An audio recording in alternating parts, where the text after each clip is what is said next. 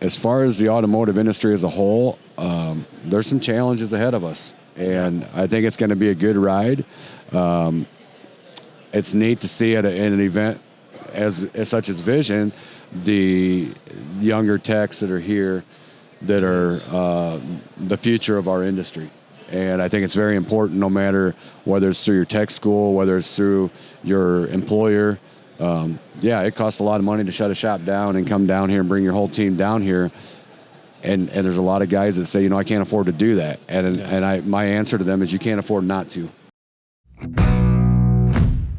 You're listening to the Blood, Sweat, and Business podcast, featuring real business owners telling real stories about their real business experiences. Here are your hosts, John Chiappetta and Eric Jorn.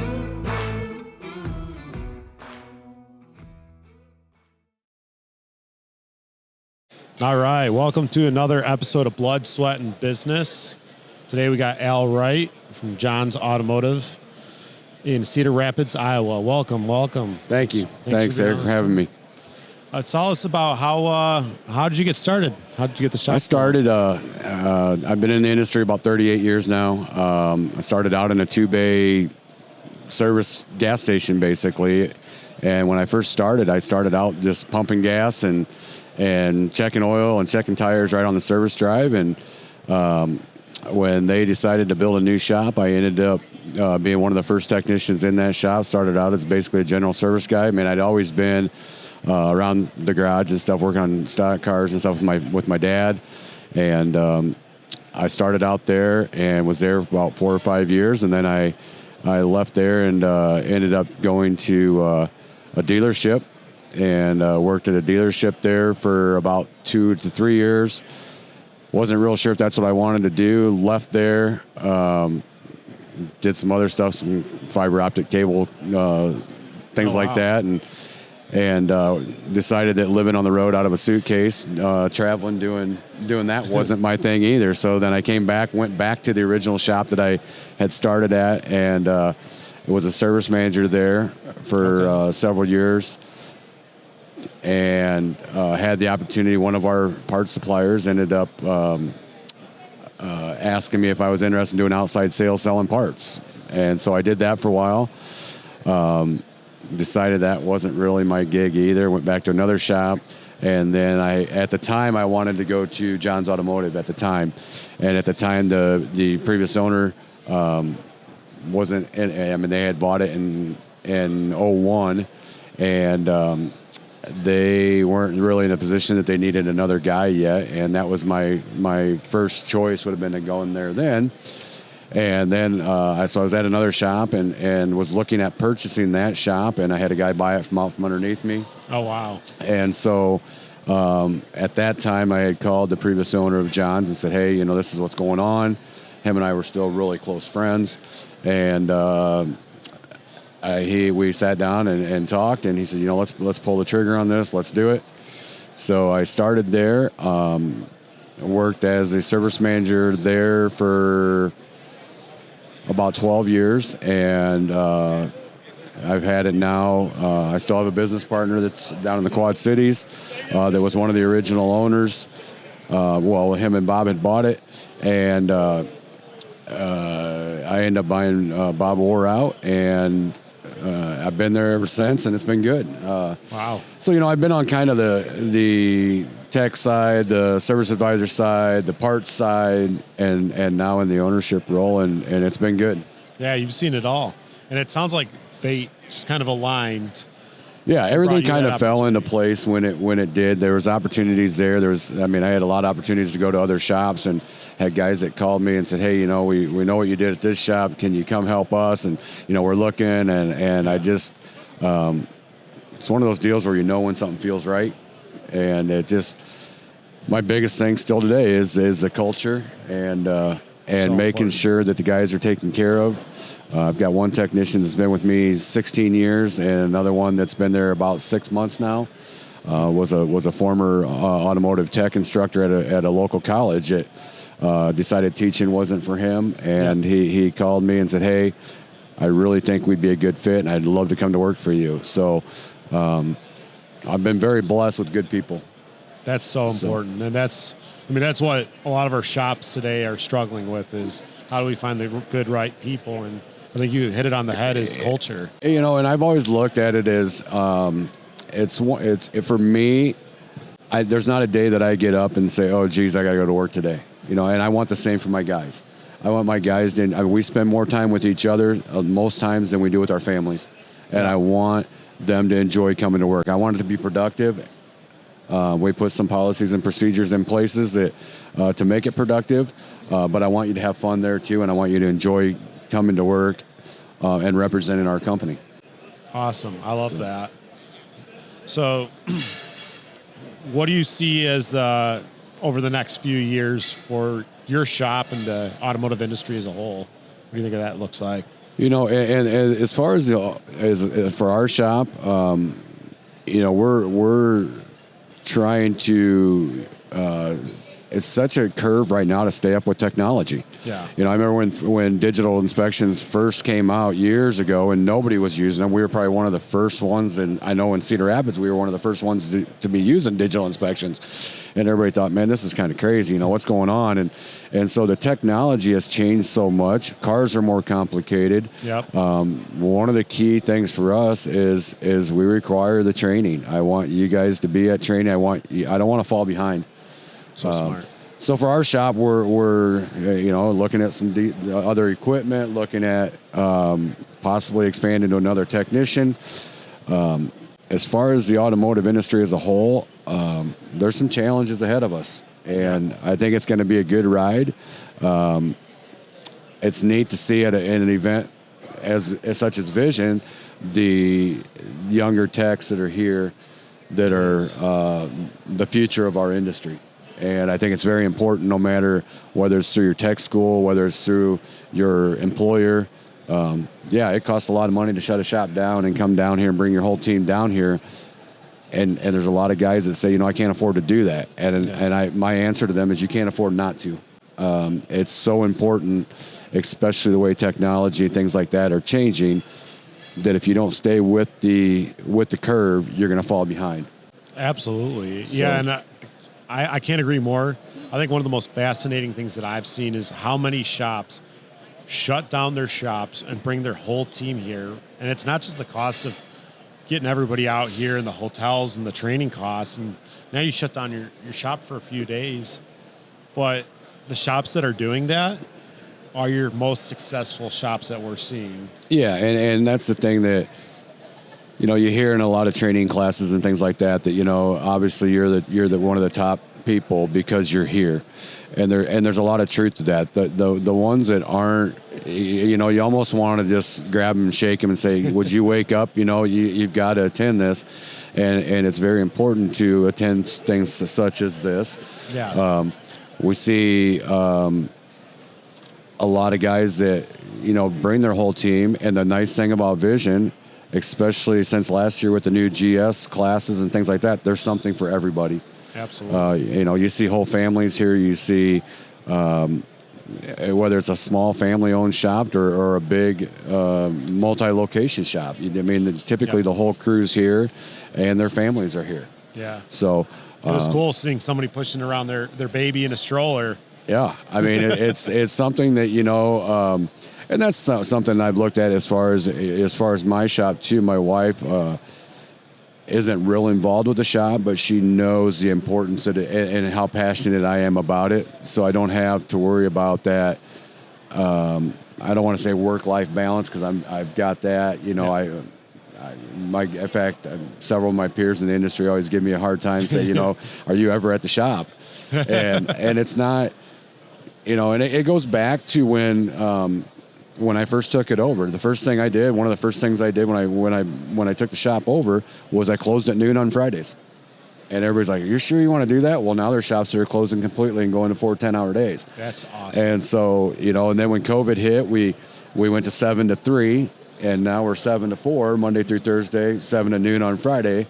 And and I said to my business partner at that time, I said, this may not sound like the best idea, but I'm a little bit selfish. Yeah. My kids are only this age one time, and I'm not missing my kids' stuff. And at that time, I didn't have a service writer or anybody. It was just me. So if I took vacation, I had to shut the shop down.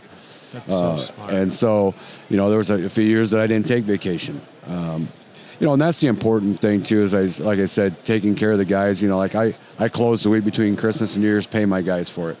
I've got a full air-conditioned shop, so I track that culture. Yeah. That guys want to work for me. And so it's been a struggle here and there, thinking, okay, do we want to do this? Do we want to do that? But we really got to stay focused on when we are there. And I think that if you take care of people and give them the vacation time, give them that week off between Christmas and New Year's, when they're there, they work harder. Absolutely. And the culture is better because they're excited about being there. Absolutely. So, yeah, we're seeing that success in the 4-day work week for a shop. And I mean, it felt like yesterday when they said, hey, you shouldn't be open on Saturdays, let alone a 4-day work week. And those shops that have implemented that are very successful. When we first went to it, I record phone calls and monitor phone calls and things like that. And Friday afternoons, it was mainly telemarketers calling me. Yeah. I mean, typically, unless it's broke down, most people aren't calling to schedule a vehicle at your shop at 3 o'clock on a Friday afternoon. That's the last thing on their mind. They're ready to go. They're thinking about the weekend. And the other thing that's a key to it is my guys, I don't have to worry about them asking, hey, can I have this off to go get my hair cut? Can I have my guys schedule their haircuts, their dentist appointments, everything on Friday afternoon? That's smart. So, like I say, we were close to closing completely on Fridays, and I said I don't want to lose complete opportunity. I want that opportunity there, but my guys love it. I mean, they love being able to get a quick start on the weekend. Yeah. But it's about taking care of people, and it's not just my employees. I've had other shops that have asked me, how's that work for you? Have you had any pushback from your customers? My customers love it. Yeah. They've said, I think that's cool that you guys are, your hours, and I think that it's, most of our stuff is picked up after hours. We still see the customer when they drop it off in the morning, and still see some of them when they pick it up at night. But if it's impossible for them to get there, we have options for them as far as lock boxes and stuff that they can still get their vehicle back. It's not an inconvenience to them. A lot of them said, that's great that you guys do this, because even if you're open till 5 or 5:30, if we don't get off till 5, we're still 90% of them are still coming at 7 or 8 o'clock to pick up their car. Yeah. So with the lock boxes and stuff, it's worked out great. But it's changed the culture of the shop as well. I honestly think that my guys probably work, and at the same, with that being said, even, I think they probably work harder during the week sometimes to know that, hey, if I get my stuff done, I'm going to get out of here Friday. But at the same point, if there is a vehicle that's there that the customer really needs back, I know that I could go to my technicians and say, hey, this customer really would like to have this back tonight. Is there any chance you could stay? And they'd stay in a heartbeat for me. That's awesome. Well, and what people probably don't think about is if my technician or my service advisor is working a less hours, spend more time with their family, when their home life is healthy, it's going to make their work life even healthier. Right, and that's a big thing that I've always said. I think a lot of times people get so stressed out because of their job that they take it home. Yeah. And when they and the other thing is, you got to really know what motivates that person. Yeah. Because it's not always money. Definitely. I've had guys that say, hey, we want a tool allowance, or hey, I want to borrow the 4-wheeler. I want a 4-wheeler. Okay. There's things that motivate those. Sometimes it's time off. Yeah. They may want more time off than they want more money. So you've really got to know your employees and find out what really motivates that person, and see what you can do to work that in. Because I think you're exactly right. When you're happy at home, you're happy when you come to work. And when I first. It's been several years back. I moved out of town about 30 miles. So I got a 30-minute drive, 30-minute drive to the shop. Okay. And everybody said, are you sure you want you want that drive? And I'm like, yeah. Because I leave work at work and leave home at home. And it gives me that time that if I do have a bad day, which there's very few now. Yep. it gives me the opportunity to unwind before I get home. The last thing I want to do is go home and be in a bad mood to my wife and kids. Yeah. And I think, as I said, I think that when you're happy at home, you're happy to go to work. That culture still depends a lot on, what kind of people are we hiring? What kind of people are you bringing in? I mean, I could have the best technician in the world that could come in and make me all kinds of money. Yeah. But if you don't fit my culture and it's negative and it drags the whole shop down, it's not worth it to me. Not at all. I want you to be a team player, and like I say, I'm very blessed now because my guys that I have are very invested into John's Automotive. Yeah. They represent us well, and it's been a good ride. That's awesome. That's awesome. I actually really like your concept of the drop boxes, right? Especially the pickup box. Because I know for me, I'm a very busy person. And when I have a very restricted time to come get my vehicle, it's very inconvenient for me. And if I can drop it off before hours, pay on my phone, and pick it up after hours, I've had a lot of other shop owners ask me, with your hours, how does that work out for you guys? How's it working? And it really works out well. With the lock boxes they have now, where you can change the code on it, you can, and let the customer know, hey, we appreciate it. We're going to send you the text to pay. Yeah. You can go ahead and pay it. Once it's paid, we'll print the receipt. We'll put a copy of your receipt and your keys in box number 2 or 3 or 4, whatever it is. This is the code, that you need to get in. Your stuff will be in there. We appreciate your business. And most of them love it. Because like I say, even if they get off, if you're open till 5 or 6, depending on traffic and stuff, there's times where they may not be there till 7 or 8 o'clock at night. Yep. I don't want to be sitting at the shop at 7 or 8 o'clock at night for Mr. Jones to come pick up his keys. Yeah. So it's worked out well, but I've had a lot of people that have asked, how's that working out with your hours? And I mean, even when we went to being open till 4, most places are open a little longer than us. Definitely. But it's worked out well, and there's, and it wasn't something that just happened overnight. There was a lot of monitoring and seeing how things went, what works. Because if it doesn't work, then we'll make that change. But it's worked out well. Definitely. One of the things I've always admired about you is how much effort you put into not just your shop and your family, but also the industry as a whole. And I think you really see that the efforts you put into the industry really affects the greater good. It's one of those things when I first started coming to Vision several years ago, and I don't know how many years it's been now, but it's been several. But I have learned so much from the peers and the mentors in this industry, and I feel that I owe that back. Yeah. Because when I first started coming to Vision, I knew nothing. I mean, I was wet behind the ears, cocky, arrogant, and most people know me, know I'm pretty outspoken, and I say what's on my mind. But it's one of those deals that I'm very passionate about this industry. As I said, I've been in it 38 plus years, and I feel that I owe that back.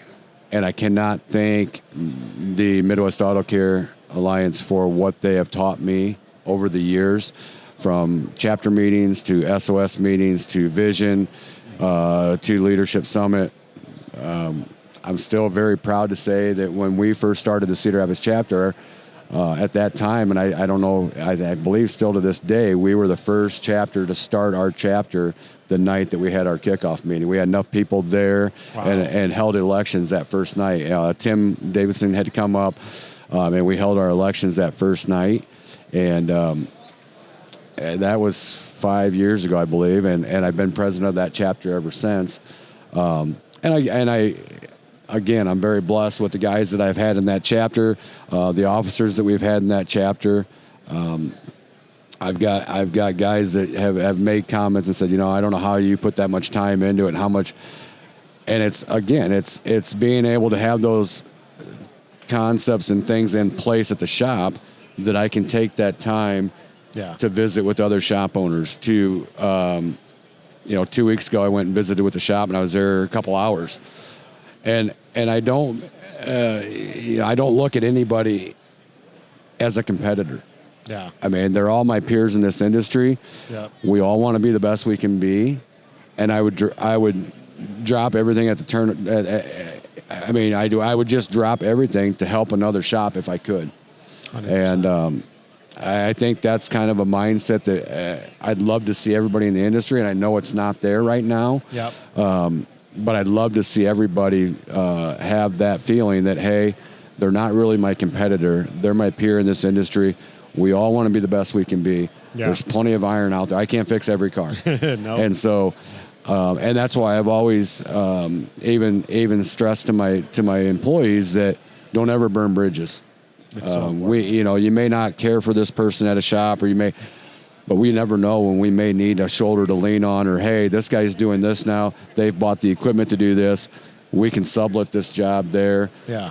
They're going to take care of us. They're going to help us out. And at the same point, I feel that I should help them out. Yeah. You never know. That's so important. If I'm a new shop owner, what advice are you going to give me? I would say learn from others.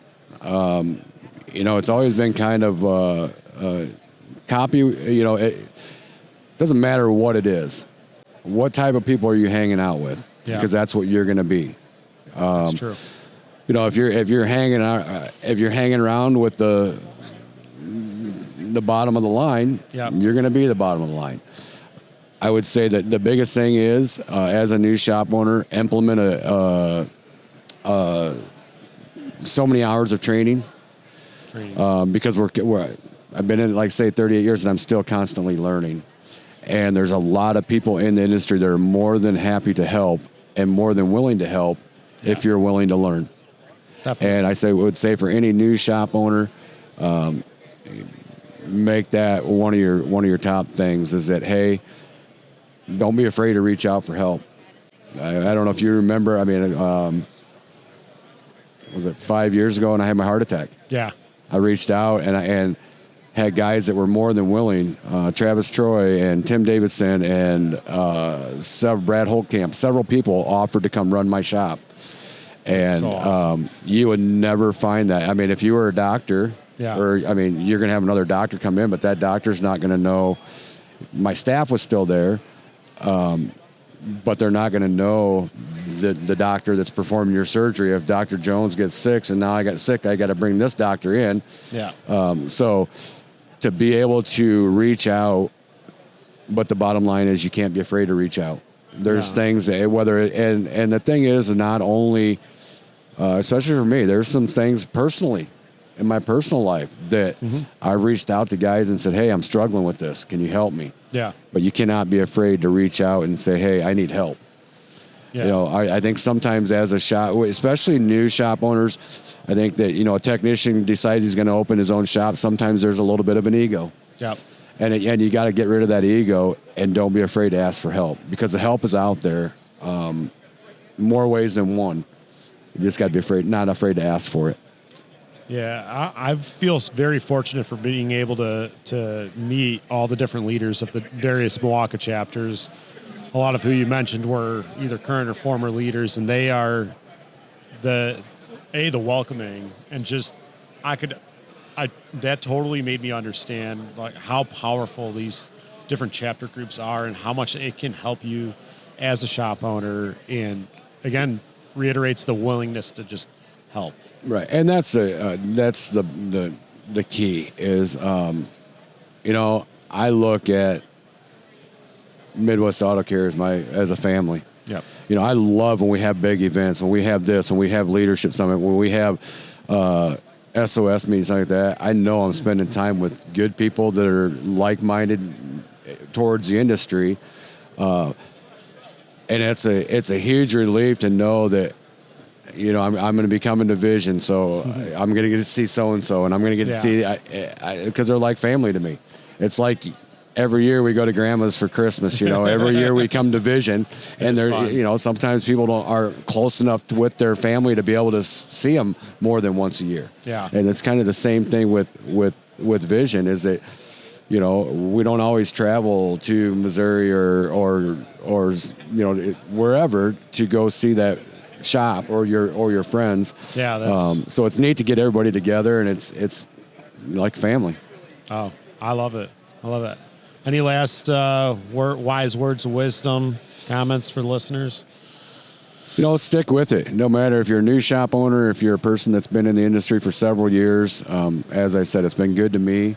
Yeah. We have rough days, and sometimes you, especially in the early years, you think, geez, what am I doing? What did I get into? Yeah. And that's the hardest thing, I think, for some of the younger technicians that get into it. Get with the tech program, get with some training, because the sky's the limit. Absolutely. We've got a lot on our plate coming in the future, but the sky's the limit. And I think, honestly, if you put into this industry as much as possible, the sky's the limit. You're going to get as much as possible back. Don't be afraid to ask questions. Don't be afraid to attend training. Don't be afraid to say, hey, I need help. But I think that's the key to making this all come together, is stick with it. Is it easy? No. Yeah. There's going to be some work involved, but I think a lot of people understand that and know that, hey, if I stick with it, I'm going to get back what I put into it. So Definitely. Well, listeners, lots of sage advice here, and we better see you at Vision 2025. Thanks for tuning in. We'll catch you next time. Thanks, Al. Thanks. Appreciate it, Eric.